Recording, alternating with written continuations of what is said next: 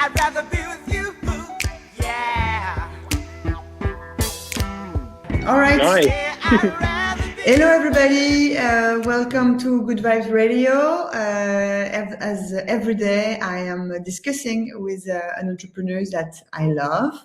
And today we are with Edoardo, who is a co-founder of Emma. And the main point of this Good Vibe Radio is to discover someone that you don't know yet, an entrepreneur, to discover his path and to discover as well how he adapted to the current times. So welcome, Edoardo. And everybody, if you are connected right now, you can ask any questions, all of your questions. There is no stupid question in the chat. So we'll make it interactive. Well, thanks for inviting me. How do you feel?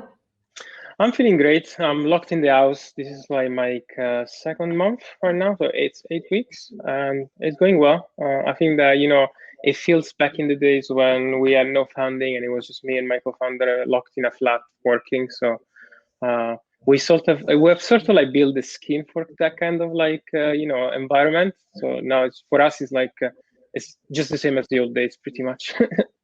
I think that entrepreneurs as artists during this confinement, during this quarantine, they always say the same, like they've been prepared all their lives to this very moment because they are used to be alone in their workshop or in their office, focusing and working a lot. No, but it's a great exercise in the sense that when you face like a challenge, you look at how all the things that you need to do to actually resolve it. And so in terms of like the business, it would be nice to have like a pandemic every month, in the sense that you try to push yourself every single month to actually overcome that sort of like event, and things that before they didn't seem important, now they become super important, and you get into survival mode and you accelerate to survive. And so if you apply the same mindset on a everyday to-day life, you could probably just like overperform every single time automatically. Tell me, Edoardo, what does Emma? I will put the URL in the chat so that everybody can see it. It's very simple. It's a money management app that helps people like track and manage their money. We're currently live in 3 countries. So it's the UK, US, and Canada. And we basically connect to bank accounts to help you track your money. So far, we connect to about 12,000 banks. We have firstly launched in the UK in 2018 in January.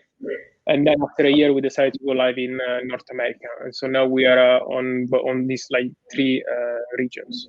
How many users on your app? Well, we have well past 200,000 users so far, and we're growing, and we're looking to expand to all the English-speaking countries next. So we want to go in Australia, New Zealand, and South Africa. Main reason behind this decision is that it does not actually add any sort of operational cost to us.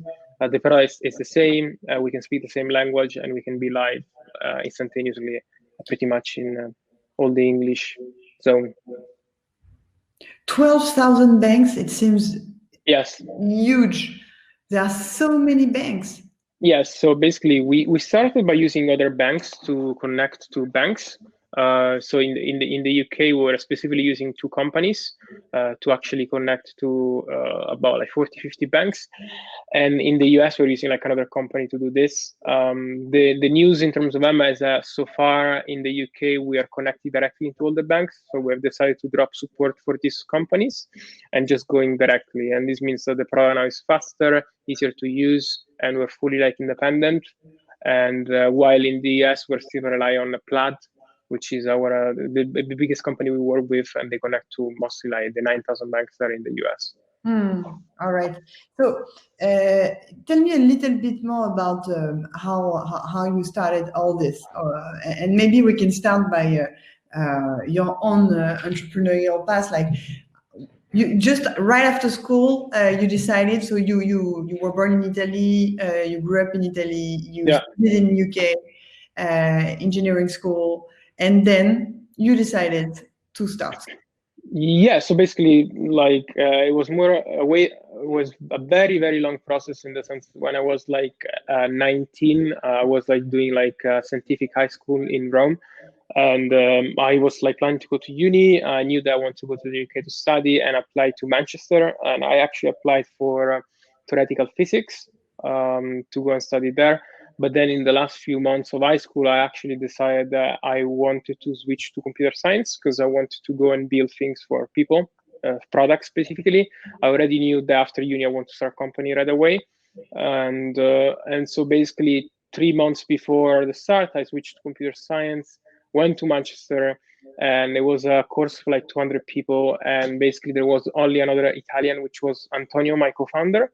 And so after week one, we met and we basically started talking. And it turned out that we were like reading the same stuff, following the same people. And so we were already like fully immersed in this like tech world. And so, basic things like reading Paul Graham, reading TechCrunch, all this stuff. And so it was obvious that after uni, we actually had to start something. And so after 4 years of like university and a bunch of years like living together, we were like, okay, we need to start something. We have no clue of like what we want to start. We just know one basic thing is that we know how to code. And so it means that we can actually, come up with like side projects, and sooner or later, like a side project will actually become like a real company. And it's funny because like after uni was like June 2016, we were like traveling around the world, and we basically decided that in September we would relocate to Berlin. Main reason was that Berlin was becoming one of like these like main European tech hubs, and we actually moved there in September. What does it mean? You were looking for international talent, you were looking for a cheap lifestyle, or you were looking for investors when you moved Well, to Berlin? we had no idea of what we were going to do. We just needed to buy like time and have like the time to like code and figure out something. At the time, Berlin was like cheaper than London. It was growing as like the tech ecosystem was growing.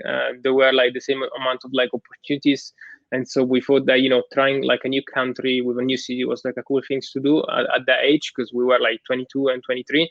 So it was like something that you can do. So you and your co-founder, you were the only two Italians in your engineering university, Yeah. and you decided to move to Berlin and start something. You didn't know what, but you were dedicated to start something together, and it was started for sure in tech. Yeah, completely naive, completely making like stupid mistakes every 2 days. We're just like, yeah, whatever, let's go to Berlin. And basically, like I think like a couple of months before moving to Berlin, I got interested in peer-to-peer lending, and I started reading about it a bit. Peer-to-peer lending is this like concept of having like a website where you can either like get a loan or invest in loans. It's like a 2 years old concept that in the UK was like started by Zopa. And so we were like, okay, is there anyone doing this in Germany? And we actually realized there were only like a couple of companies doing it.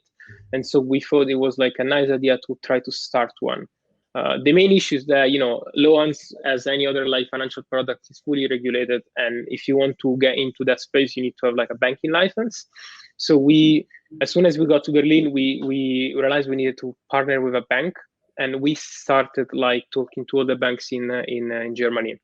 We actually went to Frankfurt, went to Hamburg, had several meetings trying to form like a partnership with a company in Germany. I think that the most interesting thing about that story, which turned into like a failure, was that basically the name of our project was called Fikiria, and it was a time where we didn't know any word in German, and we didn't even know what the meaning of like "fick," which of course is fuck in German. And basically, there is this scene where we're like in Frankfurt in this like board meeting with this like 100 pages business plan about Fikiria.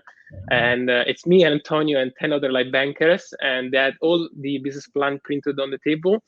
And one of the bankers had the name underlined with like 3 like huge red lines with a question mark, saying like how can you launch something like this in Germany with this name?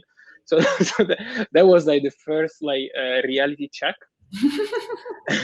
And so basically we got to Christmas with nothing in our hands, just like a bunch of like no's and maybes, and yeah, we'd speak in spring or something like that.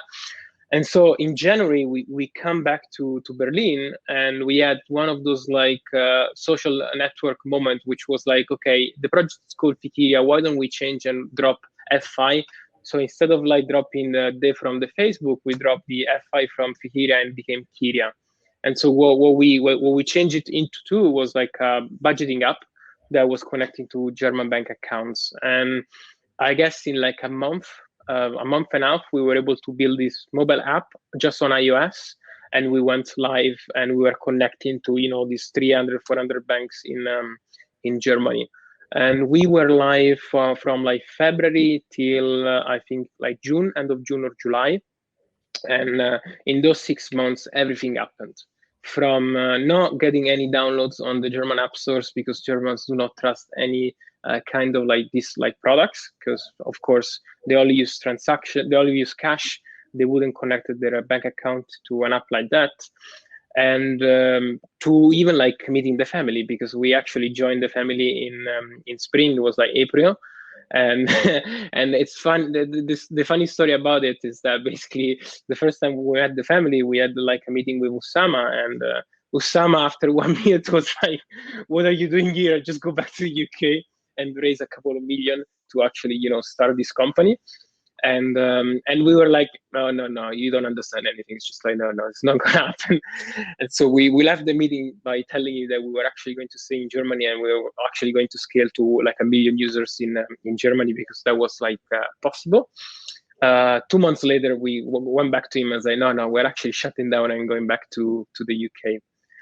Just on this one, like if you have to really give me the lessons, it is like what? It's culturally German. The relationship with money. You said they use a lot of cash, and you don't trust application like yours for what reason? Well, like there is like a cultural like explanation, which is like cash related, in the sense that they only use cash because they wouldn't use their bank account. And so if they don't use their bank account, when they connect their account to the app, they don't see anything, because it's just like ATM withdrawals on their bank statements. There is also like a behavioral thing where like they wouldn't like adopt anything like that. They don't like to budget. They've got like a completely different relationship around money. And also it's like a team kind of thing, because me and Antonio don't speak like any German, and we spent 6 months doing customer support by using Google Translate. So we would get like messages in German, and we would translate them and reply with Google Translate. This doesn't convey trust. No, it does not convey trust. But we also had like fun events. Like once we went to a university event with like 150 people. I was like presenting the app, and basically at the end of the talk, was like 20 minutes talk, we got 0 download, and we just got one person raising his hand saying, "I don't trust you." And you're like 22, it's your first company, you're like, okay, what do I do? It's like Wow. I had the same exact experience, which we can talk about it in a few minutes, in the UK. And what happened from the same exact event is that I got 150 downloads because there were 150 people at the event. So same exact experience, different country, you get like the same amount of downloads that you actually expect. And it wasn't the only event that we tried to get users from. We also went to Zalando, all engineers at Zalando presenting the app, 0 downloads. So we actually got so many barriers. We also got like a cease and desist letter from a competitor in Germany, which what we had to pay was like 700 euros. We got legal threats from like journalists. So we really found that the worst environment ever. And it might be that it was just us that we were extremely unlucky, or it's just like it's the way it is. I still haven't figured that out. When you did exactly the same in the UK? No, in the UK no problems in the UK. In the UK, they did the main difference in the UK is that in the UK there are people that love finance products. So automatically you have got 1,000 users on day one, simply because they know there is something new and they download it and they try it. They are used. Yeah, they are used to new things. And I always say Italy and Germany, they're pretty much the same. They're like 20 years behind everyone else. They don't like innovations. And I come from that same environment, and I can see it. While here, people are more open to new things and they like to try them and move faster. And it's the way it is. It's just like a cultural thing. You can't do anything about it. But the cool thing about the story is that basically it was like July. It was pretty much July 2017. We were coming back from like the family retreat in Paris. We were on this like train, and I look at Antonio. I was like, I'm done. Just like I'm not doing this anymore. I was like, I'm done. We're going back to the UK. Let's close this. So basically, what happens is that we completely. And he followed you. He agreed with you. Yeah, he agreed with me right away because we realized that we were like stress level was this much. We spent like a whole year in Berlin, locked in a flat, without any friends, without any other like startups to talk to, without any users, just like constant insults online and stuff like that. But it was insults to the point that or quarantine kind of. Yeah, it was like it was even worse than a quarantine because we weren't even like doing sports or like working out or walking. So it was like way worse than this. But it got to the point that even on Reddit, there were like threads about our app saying that they weren't trusting us because we're Italians. So it's just like we also saw like the racist side of it, just all sorts of things. So eventually, we're on this train in France, and it's like, no, I'm done. It's like, okay, I'm done. So, and at that point, we were like, okay, we're going to go back to the UK. We are going to use 60-70% of the same technology that we have, but we're going to rebrand completely. Like this name is going to be that. We need to have like a different image, a different like face. And that's how we came up with this name, which is Emma, which is actually a name that I wanted to use 5 years before, still with Antonio on a different project. And the main reason is because it comes from our initials. So my initials are EM and his are MA, and that's where like the name comes from. The main issue that we had at the time is that it was our first year of like full unemployment, and so we had already like halved all our like savings from uni, and so we had to figure out a way to keep going without having the same like burn rate. So we were in a pandemic kind of thing situation pretty much. We had to extend our life. And so we decided to go back to Italy. It was 5 years that we were living like abroad because I left when I was 19. I was like 24 at the time. And we're like, okay, let's go to mommy and daddy. I went back to Rome. He went back to Treviso in the north of Italy. So we were also like 6 hours apart. And we spent from August 2017 till February 2018 working remotely. We never saw each other. We never even did like video calls or anything like that. It was all like text based. I think I managed to call him like once. It was by just like a random event, and we rebuilt everything. And we had a product ready like in 3 months. So in October we were able to actually onboard our first UK users, and we fully launched in January 2018. We were lucky because between December and January, we had 3 main events where we got some users. The first one was like a product on launch, which got us like a first like 100, 200 users in. Then in January, we actually did... Edoardo, these events were in London, right? Yes. Well, like, it was like a number of like coincidences in the same period. So we were a bit lucky. So we did product hunt in December. And so we got our first 100 users like in the UK. Then basically we had to get registered with the Financial Conduct Authority to be able to operate in the UK. And so out of the registration that happened in January, we were able to get covered on CTIM, which is like a local newspaper here in the Tube.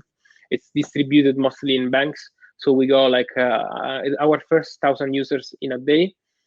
And wow. Then after 1 week, we were actually the first company to integrate with the Monzo API. Monzo is like this big digital bank here in the UK. And so we got another like 1,000 users. So basically in the first month, we had like 2,000-3,000 users live and active on the app. So we were already able to show traction. And that's when we decided to come back fully to the UK physically to start raising for our like first funding round. And it was like February 2018. And you've been living in the house of the family at that time, right? Yes. I moved into the house of the family. It was like Thursday, and by Saturday, Antonio had reached me. So we were both in the house, and it was the first time we saw each other after like 6 months. And it was like, wow, we made it, because in those 6 months anything could have happened. Like Antonio or me, we could have given up. We couldn't have gone back to other like countries to find a job. Anything could have happened, and we just like kept going and managed to actually meet in London after like 6 months. And the interesting bit about that is that we go to London, and we were like talking to Baldassar from the family, and he was like, yeah, don't worry, we're gonna raise in a week. And I was like, yeah, so we're coming here for a week. So we show up at the family house with no change. Like we didn't have any sort of like clothes, nothing, not even like razors or anything like that. And we we start like fundraising right away. And so we begin that process, which was pretty much, I think, the toughest process I have been through, because it was my first raise. I had no idea. And my first meeting was like, oh, just go in and ask for like 1 million. And it was like a bit like a huge impact on that sense. The funny story about that is that basically after 4 months, we actually were able to close that raise. The interesting dynamic about that raise, which was completely different from our second raise, was that basically it took very, very long to close. And then the legal bit of the raise took like 2 weeks. And there were many challenges, because we were like a bunch of kids showing up in London with like 3,000 users. And so there wasn't that much like trust in us. We had the challenge of having like all these new challenger banks coming up. So people didn't understand if we were like competing with them, if they were like a threat to us. I can even say like I sat down in one of those VC meetings, and this VC looks at me, and she's like, Monzo has just raised 90 million pounds. What are you gonna do? And I'm like,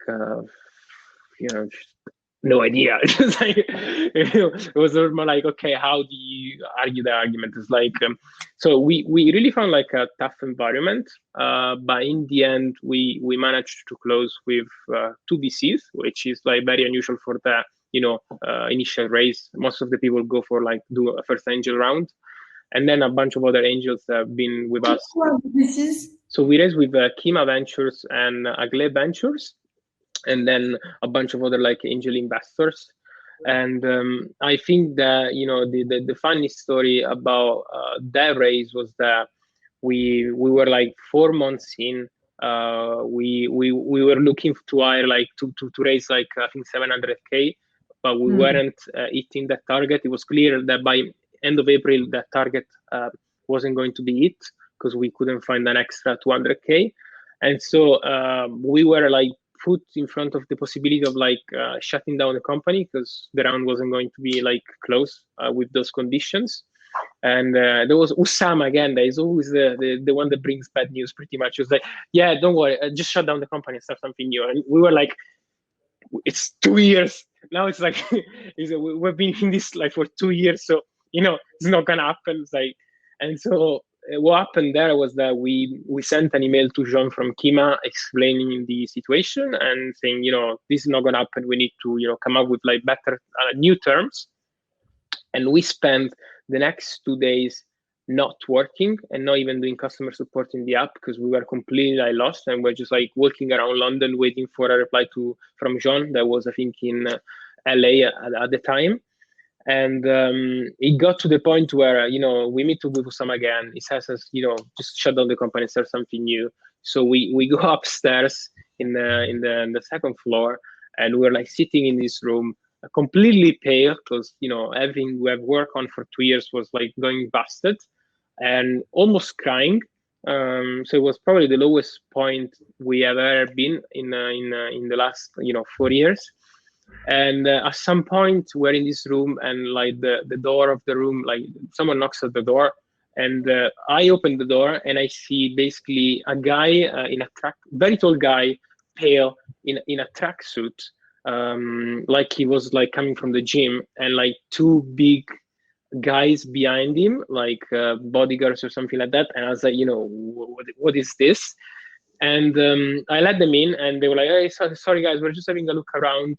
and Antonio, who was in the toilet, he comes out, and I see that Antonio's face goes pale as soon as he sees this person, because he realized who he was, and he was like Calvin Harris, which was like the most paid DJ in the world at the time, and yes. yeah, and, and basically Calvin Harris was having like a tour in the Calvin Harris was having like a tour in the house to buy the house, and at the time I wasn't like I didn't have like the entrepreneurial spirit to bend to my knees and ask for the extra 200K to close the round, because I was like, Calvin, I didn't have the courage to do that. So what happened was that Calvin Harris left the house. We were still like shocked by both Calvin Harris and the fact that the company was about to be shut down.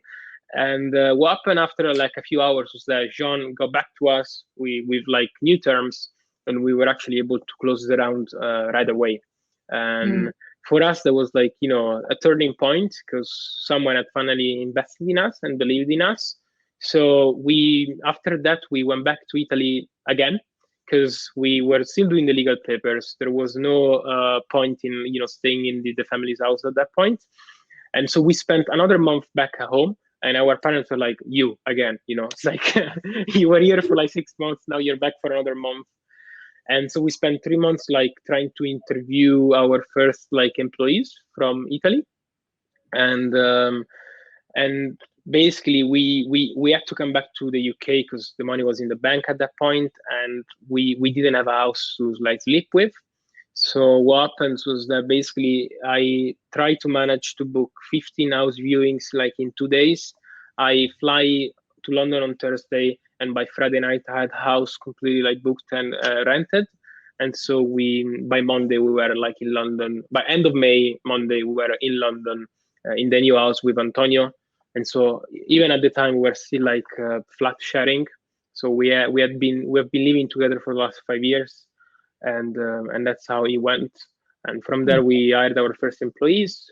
We were live. We opened to the US. We opened to Canada.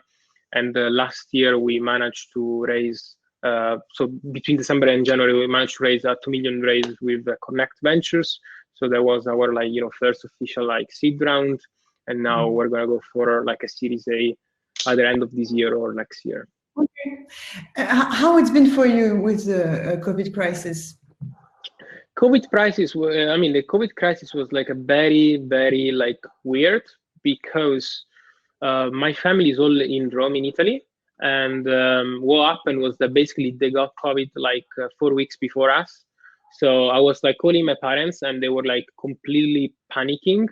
And they were like locked in the house. And I was like completely like walking around where nothing was happening, and we were like living like a normal life. So I was like, I spent like at least 3 weeks in complete denial, thinking that nothing was going to happen, and my family was completely like crazy.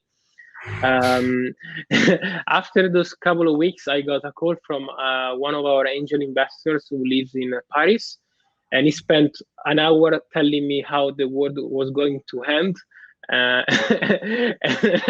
that's the point where I got scared and paranoid. So came back to the office on Monday, and I told all my employees that we were going fully remote, not because the government was telling us, but simply because I was like, my girlfriend is like a doctor. There are many ways you guys can get infected, even by going around. I just want you to be safe and stay at home and chill, rather than coming here in this sort of like weird climate where some companies were already remote, us we weren't, and stuff like that. And so we completely shift to remote, and we start planning for the next 24 months. It's not 18 anymore, but we're trying to extend our like runway as much as possible.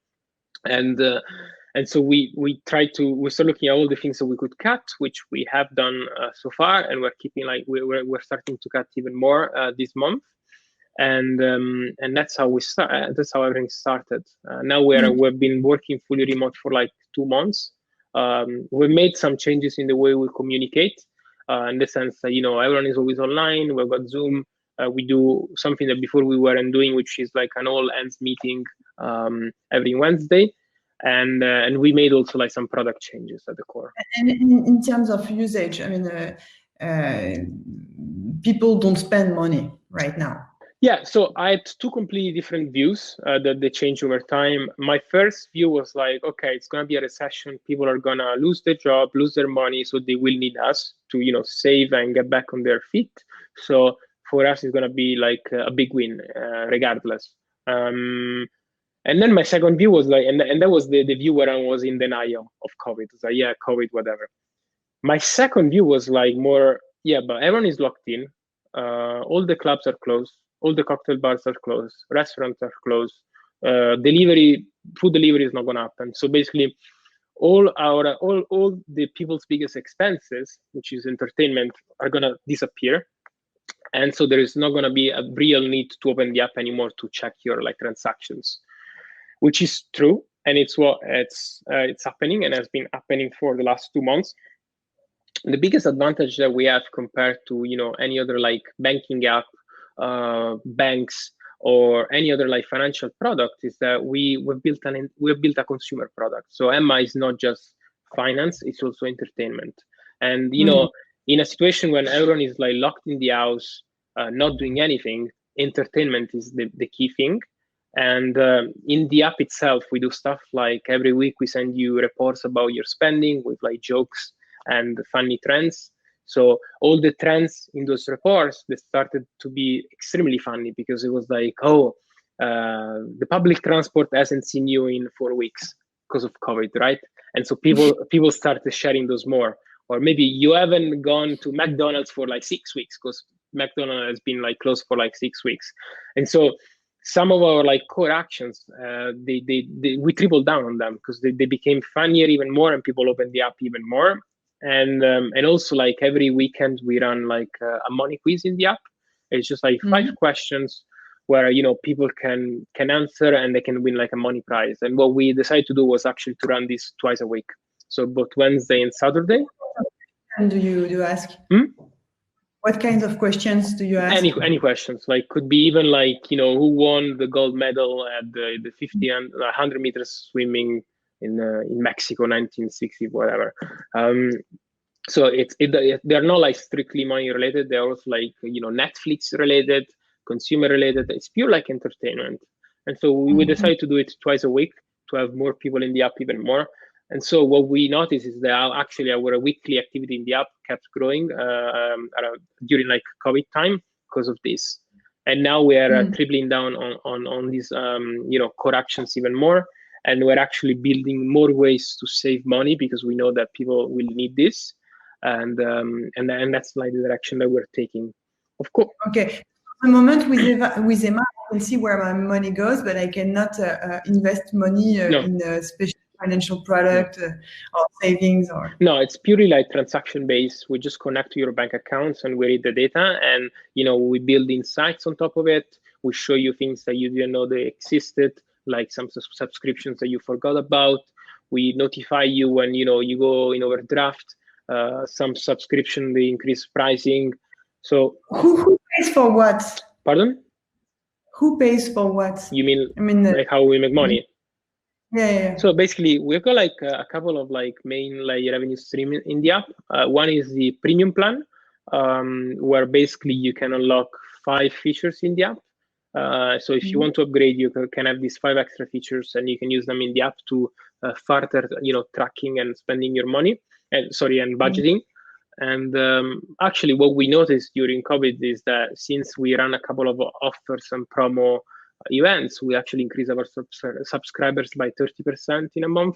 So yeah, so it was like for us again, we're still in business, and the second revenue stream is based on switching. So we do switching of energy providers and broadband providers. So if you want to save on your energy bill, you come to us, we switch it for you. You want to save on your broadband, we switch it for you.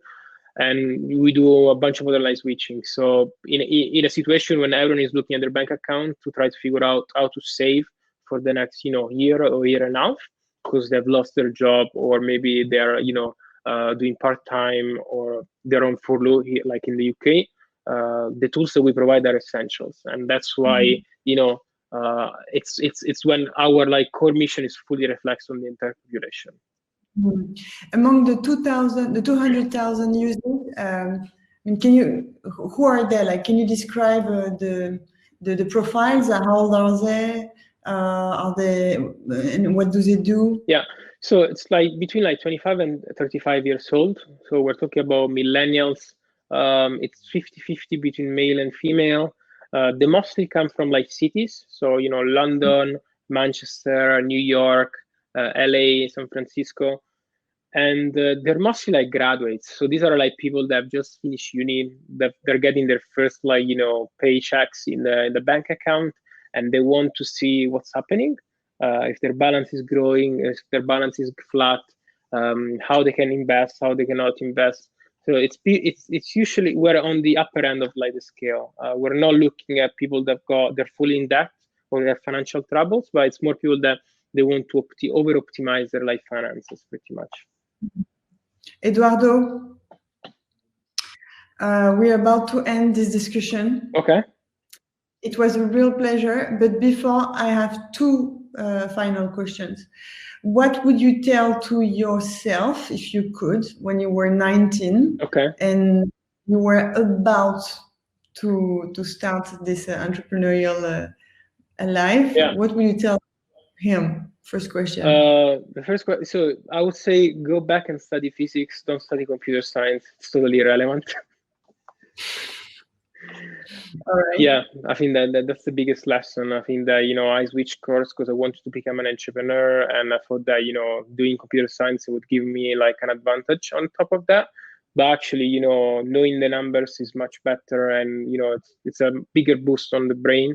And I would probably be like a better programmer if I did physics. Okay, cool. And the second question, give me your favorite Italian song.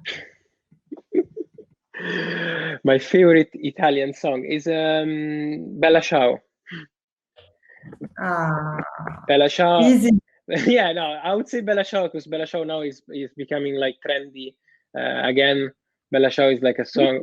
New Bella Ciao with Bella Ciao is like a song that was sung by the partisans during war times, and so it's like a song that is like 70 years old, and recently it became like famous because it's used in the Money East, in the TV series, the Spanish TV series where they assault the bank. And so like a bunch of like super famous DJs, they remix the song and they played around the world. But yeah, no, Bella Ciao I think is like a really nice like song. Okay. Can we hear it? Is this one? Yes, that one. Oh, bella ciao, bella ciao, bella ciao, ciao, ciao. Thank you very much, Edoardo. It was a pleasure. Good luck for the rest of this moment. And everybody, you've been following Edoardo. You can go in the networking and start chat roulette with people and meet with them for 5 minutes randomly, as many times as you want. Right. Have a good day. Thank you very much, Edoardo. See you soon. Bye-bye. Thanks. Bye-bye.